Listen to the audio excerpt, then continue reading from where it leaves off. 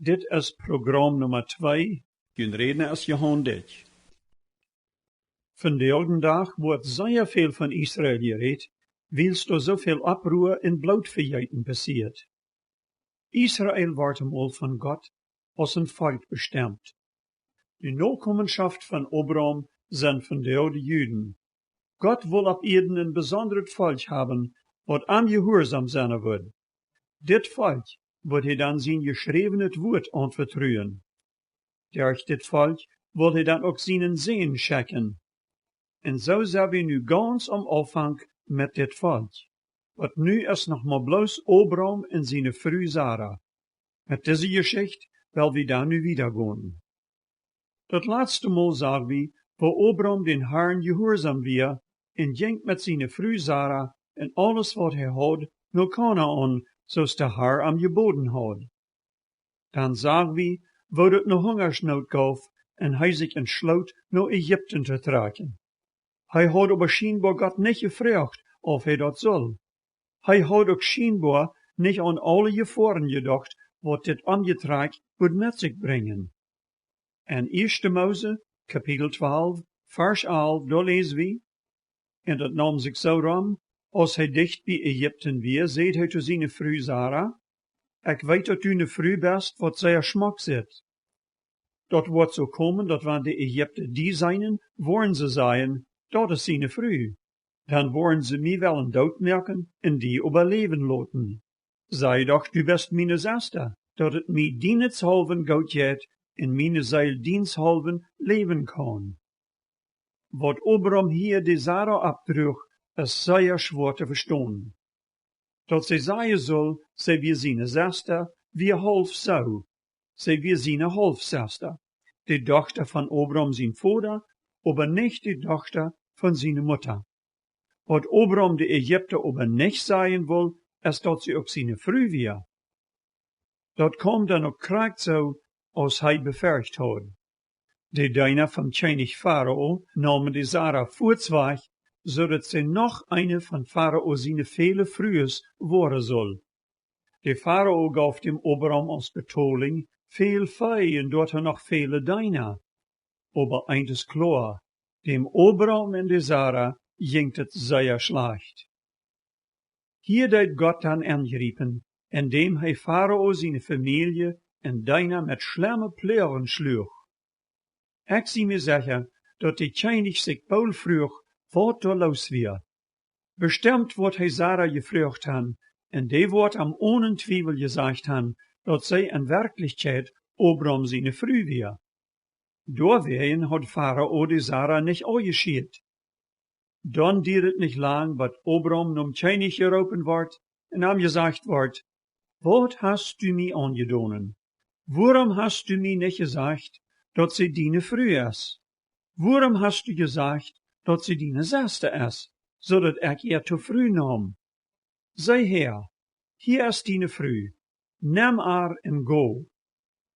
En zo moest Abraham zich voor diesen heidnischen König demütigen en entschuldigen, dat hij am beleuren had. En zo zijn we hier twee dingen. Wanneer einer zijn vertrouwen op wat andere zat, als op den Herrn, dan is einer Baul en een leeuw, wo einer nicht wieder weet. Dan wählt einer plötzlich uit Angst en Weg, wat Leerjes fordert.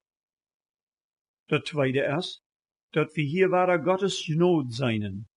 Sogar wenn ein von seinen Kindern den falschen Weg anschlägt, greift der Herr an seine große Gnade bei und bringt uns wahre Träg. Der König wird dem Abraham auch gnädig gesonnen, bestimmt, weil er für Gott Angst hat. Sonst hat er Abraham mit Sicherheit umgebracht. 1. Mose Kapitel 13, Vers 1 und 2 sagen uns, en Abraham trok met zijn vrouw en alles wat hij had, waar terug naar Zuiden van Kanaan, en Lot weer met hem. Abraham weer zeer rijk aan vee, aan zilver en aan goud. Also Abraham nam alles wat hij had, en trok weer terug naar Kanaan. En wils er zo'n grote hongersnood geweest weer, en hij zo'n grote herden vee had, moest hij immer wieder trekken, wils de weid maar zeer knap weer. So sagt uns die Schrift, dat hij terugtrok wat Bethel, wo de grote Eetjeboom weer, daar wo hij ganz zuerst had een altaar gebuut. En daar roopt hij den Herrn weer aan. Mir ist dat so, dat Abraham diese ganze tijd, während der Hungersnood, zijn vertrouwen am Herrn een beetje verloren had. Ik geloof dat Chevy goed verstonen. Wem von uns ist dat nicht ook al so gegangen, dat in schwere Tiden wie gewundert han, ob der Herr noch immer da ist und ob einer sich wirklich auf sein Versprechen verlassen kann. Zo'n Twiebel nennt die Bibel Unglauben. Unglauben führt immer dahin, dat wir dann von Gott wegchecken. Aber wo soll wir dann hinchecken, Halt zu kriegen? Gewöhnlich checken wir dann auf unseren eigenen Rot und meinen, wir waren all allein vorig worden. Abraham deed dat so. Scheinbar mög hij die Entscheidung, naar Ägypten zu tragen, weil's am de Glauben fehlt, dat Gott arm in zijn Fei durch diese Hungersnood gleich durchbringen wird. Fehlt die ook von dir de Glauben? Jäst du ook durch ne unsichere Tijd, und du weißt nicht, wo dat aller worden soll? Kraakt so als Gott Abraham leiden deed, so will hij ook in dien Leben der Herr sein. Und wat passiert, wenn ich am Twiefeln zie und kann einfach nicht den Herrn meine Lehre übergeben? Wat deed Abraham? Hij ging terug naar die stad, wo hij einmal den Herrn angeroepen had. Hij buut ware den Altar ab. Do du dat ook. Fang ware an te beten en te vertrouwen. Las en zijn woord. Dat jaft die mout en ook nie gedanken wo Gott die helpen wordt. Doordat dat Gott te ons reden, zodat we onze leer ook rechtig beseinen en rood vingen. Dat nächste kommt noch eine ziemliche Probe. Dat is 1. Mose Kapitel 13, 5 und 6. Da sagt het uns, dat die Herden von Lot ook al so groot wären, dat er Verbet nicht mehr genug weit wir. So gab es zwischen die Arbeiter von Abraham und Lot viel Streiterien. Hast du allemal so wat mit deinen Nachbars oder sogar mit Freundschaft erlebt? Einmal jaft het weer een Aufgaut zwischen die Kinder und Geschwister, graute Uneinigkeiten. Durch so eine Streitigkeiten kann het leicht dazu kommen, dass sogar Geschwister sich so uneinig waren, dass sie nicht mehr miteinander reden. Wenn das erste Streitigkeiten kommt, dann wiest sich das Baul uit, wat für Menschen wir sind. In dieser Geschichte sei wie zwei ganz verschiedene Menschen. Weil wir mal seien, wo dis Streit beid Männer, Lot ook Abraham, openbaren deed. Dat eerste sei wie Abraham. Hij deed het eerste reden. Hij zei, laat doch kein Streit zwischen mij en die zijn, en zwischen meine Horts en dine Horts. Wir sind doch Brüder. Ist nicht das ganze Land fertig? Tran die doch von mir. Wärst du zum Linken, so wo ich zum Rechten gehen. Und wenn du zum Rechten wärst, dann wo ich zum Linken gehen. Dat is doch zum Staunen, wat für eine Sendung Abraham hat. Hij wie derjenige, wat jeder Recht hat, den jungen Lot zu sagen, dat hij verloten soll. Aber Abraham bestund nicht ab sein Recht. Hij gaf Lot hier die Wohl. Dit wiest uns sehr viel von Abraham seine Natur. Hij had een openet Hort für andere. Am ging het Jeven beter als het nemen. Zijn eerste Gedanken wie nicht, wo hij am bosigsten verwärts kommen kann. Ich glaube, wir motten dat alle bewundern, wann dat mal so wat jaft. Mit so'ne Menschen kann einer sich gar nicht jachten. So wie auch uns Herr Jesus. So will er han dat wir auch seine sollen. Aber wo offenbart sich denn Lot? Dat sagt bloß, dat Lot seine Uhren abhauft und sagt de ganze Licht vom Jordan, dat de Goud bewässert wir, so ist die Gorden vom Herrn. Lot dacht nicht sehr lang no. Hij wist dat Abraham aan dat lange eng angeboten had. Nu weer zijn gelegenheid dat u te nutzen. Hij wist ganz genau, wo hij nu kon zeer bozig worden. Dat weer de ongen om Jordan. Daar weer veel gouden fouder. En daar wordt hij niet meer met karte wijd geplucht zijn. Also wählt Lot dat Beste en leidt de 3 boy für zijn onkel Abraham. En Lot sei wie ein Mensch, wat immer dorno abhost, wo hij so bosig als möglich kon verabkommen. Am scheint het kraakten down te zijn wat te zijn onkel Abraham passiert. Dat geld stürk am ene uren en wie am wichtiger als al het andere, sogar seine Familie. Door ongen om Jordan en lang dat doodje meer werden de ganze Reich steden, wat zeer gottlos werden. Door ongen werden ook Sodom en Gomorra. De Bibel sagt, die Menschen von Sodom wären sehr weise Sünder vor dem Herrn. All dort scheint dem Lot gar nicht zu bodern. Dat sagt, dat hij seine selten $1 an der Richtung von Sodom abstahlt.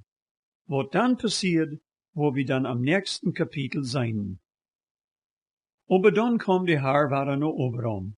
Dat laatste Mal, als der Herr Abraham begegnen deed, wir als hij dat eerste Mal bij Bethel weer, en door den Altar buud. Der Herr zei zu Abraham nu, heef deine uren ab van die stad wo du bist, en check nam Noorden, nam Zuiden, nam Oosten en nam Westen, wils ik die en diene nakomen voor eeuwig dit ganze land geven wil. En ik word diene nakomen zo merken als de stof op de eerd, zo dat wanneer irgendwer den stof op de eerd talen kan, dan kan hij ook diene nakomen talen.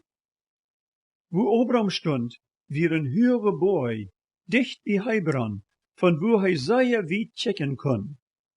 Alles wat hij zag, zal eines Tages zien zijn. Aber für Abraham moet het schwer geweest zijn dort alle taub te brengen. Erstens, je hierde am dat land nicht. Hier hadden al viele Jahre de Kanaaniter gewohnt. Zij leiden dat toe, dat Abraham hier seine Herden weiden deed, aber dort am dat land geheerd, daarvan weer keine Rede. Dat tweede weer, dat hij aan Lot groots en groot schoof land en dort had het beste opgegeven had. Dat derde weer, dat hij en Sarah oud werden en immer weniger hoopning op een zeen hadden. En danach zegt Gott, hij wordt dit ganze land kriegen en zijn nakomen worden zoveel zijn als de stof op de eerd. Hier bewijst Abraham wat het meint te leven. Dat zegt dat hij den Herrn nu wieder een altaar buud. Dat meint dat hij dat vol aannam wat Gott am versprüht en am hem glauben dankt en aanbeet.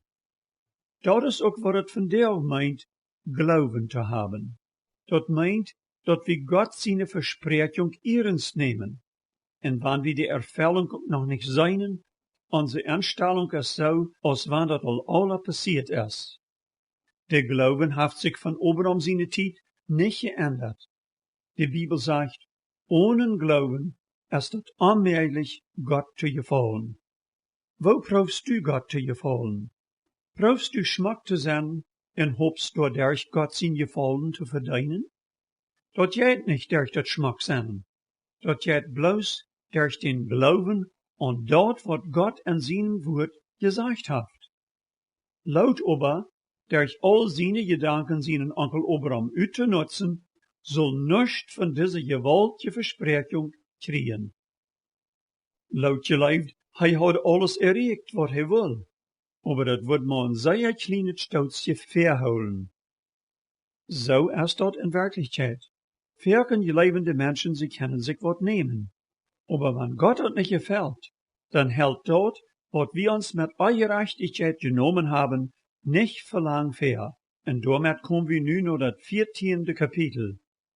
Bij dat 14. Kapitel schienen nu al een paar jaar vergonnen te zijn, wils Lot nu in Sodom woont. Verdem had hij met zijn familie in Zelten gewoond. Nu had hij ook een vasten woonplaats en trok niet immer ram. Aber so goud als dit ook weer, gaf het door met grote gevaren. Zu dieser Zeit, sagt uns de Schrift, komen 4 Chinese vom Osten, von de Gegend, wo Abraham herstammt. En mürken terug, gehen die Chinese von de 5 Städten ram het Dode Meer. Die Krieg ging gegen die Könige von Sodom und Gomorra. Viele Menschen kommen um. Die Könige mit all ihren Menschen worden gefangen genommen und mit all ihr Haben Geld worden sie verschleppt. Laut en alles wat hij houdt, wie maakt diese eigenlijke Menschen. Hier wies dat ware, dat wann wir bloß an uns selbst denken en andere proben uit te nutzen, kan dat ook sehr fix den anderen Weg gehen. Diese Könige vom Osten wollen diese Menschen mitschleppen nach Babylon en an dort als Sklaven uitnutzen.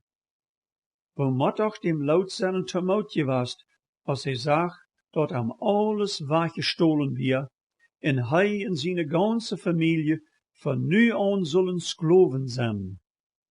Woveel beter wird het toch gewast, wann hij lieber weer bij seinen Onkel Abraham gebleven, en had zich niet so sehr gesehnt, rik en anerkannt te worden. Bestimmt haft laut sehr gebet, dat Gott am helpen wordt, en Gott deed ook. Wir lesen dann, dat sehr bald daarop einer, wat weggekomen weer, naar Abraham kwam en zei hem alles wat passiert weer. Dan nam Abraham zijn arbeider, 318 sterk, en joeg de vreemde Könige na, die aan te holen en de gevangene vrouwen vrij te maken. Dit kan je zich slecht voorstellen, dat Abraham wordt proben met 318 man een grote Massen soldaten te bekämpfen. Aber krijgt zo weer dat. Gott gaf hem den rechten plan. Abraham deilt seine Arbeiter an en luurt wat het nacht weer, ehe hij dat Lehrer van deze Könige angreep. De Bibel zegt bloß, dat Abraham seine Männer, die so überraschen en schluren, dat die alle anfangen te rennen, so sehr als ze kunnen. En zo kon Abraham nicht bloß laut en alles wat hij had raden, aber ook de andere gevangene Menschen von Sodom en Gomorra en alles wat die hadden. De König van Sodom weer zo dankbaar, dat hij Abraham aanbood, dat hij bloß de Menschen wat verslapt werden terug wil. Dat andere kon hij alle houden, en dat weer veel. Aber wat zei Abraham? Ik würde nicht einmal so viel als een Schaureimen nemen, willst du dan zeggen kust, ik habe Abraham recht gemerkt. Dit wiest ons sehr veel van Abraham zijn natuur. Hier had hij de gelegenheid sehr veel rekker te worden. Wanneer hij nu zo als laut gewast weer, dan würde hij wel voorts touwje gegrepen haben. Abraham nam aber nicht buiten zijn Ankosten. Hij wil zich niemals zu een gottlosen, heidnischen König schuldig fühlen. Hij wist, wo alles herkwam, en dat weer van Gott. Op dem had hij zijn vertrouwen gezet, en bloos dem wil hij dank schuldig zijn. Er passiert nog wat ganz interessantes, als Abraham met al die mensen in feit terugkwam. Als hij nog buiten de stad Salem weer, kwam de König Melchizedek am entgegen met brood en wijn. Dit wie een bijzondere König in dem, dat hij ook een priester vom höchsten Gott weer. Dit is erstaunlich, wils al die Völker in Kanaan heidnisch wären, en keine Ahnung vom wahren Gott hadden. Aber hier in Salem, wat later Jerusalem genannt wordt, wie een König priester, wat den wahren Gott dient, en wer Abraham ganz ondersteunt. Dan deed Melchizedek Abraham segnen. Hij zei, gesegnet bist du, Abraham, von Gott dem Höchsten, wer den Himmel en die Erde geschaffen hat. En gesegnet ist Gott der Höchste, der deine Bedränger en deine Hand in gegeben hat. Als Abraham dort hierde, gaf hij Melchizedek een tiendel van allem wat hij had. Dit is een beetje een Überraschung, dat Abraham diesen Königpriester zijn tiende geven wordt. Dit wiest ons aber noch wat van Abraham zijn natuur en zijn starken Glauben am Herrn. Hij wist, wo alles wat hij had hergekommen weer. Hij wist, dat wann Gott am nicht alles geschenkt had en dort hij noch zijn Leben bewaart, dan wordt hij nichts haben. Uit dankbaarheid deed hij Melchizedek de tiende geven, wils hij Gott dankbaar weer. Melchizedek wie een priester vom höchsten Gott, en zo geheert zich dat hij hem dat gaf. Vandaar wil we ons vragen of wie zou als Lot oder zou als Abraham zijn. Proef ik mij met alle geweld naar veren te brengen en don't wat het kosten deed? Wanneer mijn gelegenheid aangeboden wordt te geld te komen, proef ik die dan zo zeer als mogelijk uit te nutzen? En wanneer het ook andere mensen Schaden brengt? Zo deed Lot dat, en we zijn dat am dit keine blijvende vrede bracht. Hij had bloos veel trouble, aber kijk mal naar Abraham. Hij leefde im Vertrauen op zijn Gott. Wanneer het ook vereerst zo leid, als wanneer Lot am Wied voorbij weer, leidt hij zijn Vertrauen an Gott nicht los. Hij wist, dat Gott zijn woord en zijn versprechung houden wordt. Im Glauben ging hij los, om Lot van zijn veen te raden. Im Glauben en met grote dankbaarheid deed hij dem Herrn een tiende geven van alles wat hij houdt. Hij moet toch een zeer gelukkige mens geweest zijn. Wat wir dan de onderscheid tussen Lot en Abraham? Lot geloofde an Gott, aber hij had zich am nicht handgegeven. Hij wil zijn eigen leven bestemmen. Abraham leefde aber im Glauben. Hij vertrouwt zich dem Herrn aan en weer willig om Herrn zijn willen te leven. Wofür lebst du? Wat is dien grootste verlangen? Wer wil rijk worden, bringt sich in grote gevaar. Veel beter is, wanneer wir ons leven dem Herrn aanvertrouwen en daarop achten, wat de Schrift ons leert. Wel we nu nog tot beten. Lieber Herr, wie komen waren naar die? Wir weten dat du ons alles schenkst. Alles komt van die. Laat keinem blind daran voorbijgaan. Laat keinem zijn leven daarmet verbringen, dat hij bloos voor het irdische leven streeft. Laat jeder einen erkennen, dat zich dat loont, voor die te leven en op die te vertrouwen. Amen. Wanneer je nog vragen han, over dat wat je op dit programma gehoord han, mijn telefoonnummer is 204 346 0523. Ik wens je allen een goede week. Op hier.